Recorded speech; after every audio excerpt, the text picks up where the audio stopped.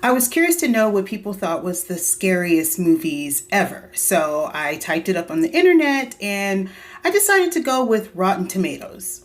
So Rotten Tomatoes top 10 scariest horror movies ever came out October 2024. So I'm going to name off each of the horror movies that they have on their list, and I'm going to let you know if I agree with it or not. The first one on their list is Exorcist, that came out in 1973, and I can't agree with that. That is pretty scary.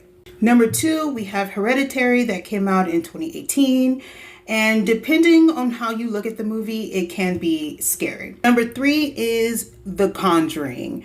Depends on how you look at the story, it can be pretty scary, but for me, it was very heartbreaking. The Shining, that came out in 1980, no. That movie was boring to me. It's good, but it's boring. Number 5, Texas Chainsaw Massacre, that came out in 1974. Now, if you watched it when it first came out, if you're that old, then yes, it can be creepy based on the story behind it. I watched that film in the 90s, early 90s, and it wasn't scary to me at all. Number 6, The Ring, that came out in 2002. No, it had some little creepiness, but it was not scary at all.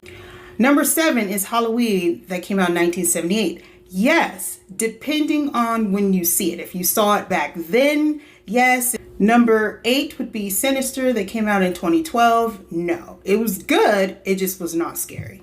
It was good with a crazy twist, but it was not scary. Number 9, Insidious, that came out in 2010. There was one part that made me jump, but for the most part, it was not scary.